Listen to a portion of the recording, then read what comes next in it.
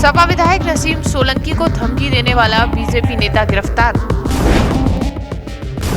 गालीबाज BJP नेता को सपा विधायक नसीम सोलंकी का करारा जवाब। कानपुर में समाजवादी पार्टी विधायक नसीम सोलंकी के साथ हॉट टॉक करने वाले बीजेपी नेता धीरज चड्डा को पुलिस ने गिरफ्तार कर लिया है। बीते दिनों दोनं के बीच गर्मागर्म बहस भी हुई थी, जिसके बाद सपा नेताओं ने थाने पहुंचकर हंगामा काटा था। इसके बाद पुलिस ने ये कार्रवाई की है।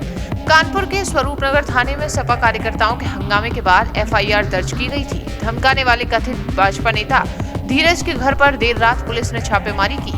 विधायक नसीम सोलंकी आज कानपुर पुलिस कमिश्नर से मिलेंगी।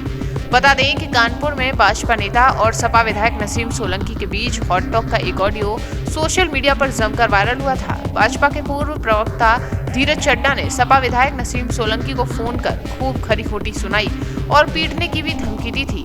उन्होंने कहा था कि तुम घर में बैठकर क्या कर रही हो, अलाव नहीं जलवा रही, मैं तुम्हें पीटूंगा। वहीं जवाब में नसीम सोलंकी ने कहा कि अलाव नहीं, तुम्हारी चिता न जलवा दें, बेवकूफ आदमी, एक काम करो, मेरे पास आओ, हम तुम्हारा यही इलाज करा देंगे। वहीं भाजपा नेता धीरज चड्डा नसीम सोलंकी के बीच दो ऑडियो वायरल हो रहे हैं, जिसमें भाजपा नेता ने नसीम सोलंकी को धमकी देते हुए नजर आए हैं। इसके बाद समाजवादी पार्टी नेताओं में नाराजगी देखने को मिली, जहां सपा नेताओं ने बीजेपी नेता पर कार्यवाही को लेकर थाने में हंगामा भी किया था। सपा के पूर्व नगर अध्यक्ष अनुज दुबे और अन्य नेताओं की ओर से दी गई तहरीर के बाद पुलिस ने मुकदमा दर्ज किया। इसके बाद एक्शन में आई पुलिस ने बीजेपी नेता के घर छापेमारी की, लेकिन वो घर से फरार हो गया। वहीं अन्य जगहों पर भी छापेमारी के बाद पुलिस ने आरोपी को विनायकपुर से गिरफ्तार कर लिया है। इन सब पर नसीम सोलंकी क्या कुछ कहती हुई नजर आई, सुनिएगा।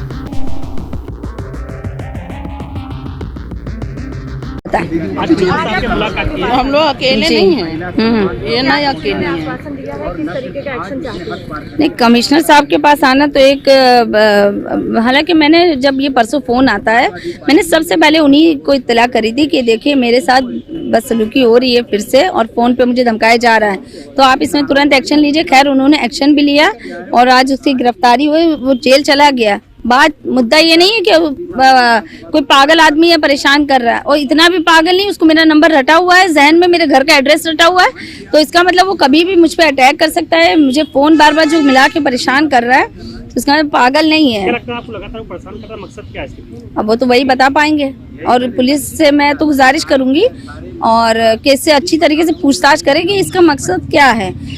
पति मेरे जेल में है 2 साल से, उसको मालूम है हम अकेले हैं बाहर और मेरे बच्चे अकेले, तो वो उसका क्या मकसद है वो मुझे नहीं मालूम है। आपने सुरक्षा की मांग करी है क्या? हमने बोला है हमारे कार्यालय और हमारे जो है निवास पर इसकी सुरक्षा बढ़ाई जाए। हो सकता है ये बाहर आने के बाद कुछ भी कर सकता है। पहली बार उसको धमकी दी थी चुनाव से पहले, उस वक्त आपने कोई एक्शन? मुझे उस समय जरूरी नहीं लगा, मुझे लगा कि शायद कोई नशे में है या नहीं, उसकी मानसिकता ठीक थी, तो मुझे उस समय नहीं लगा जरूरी।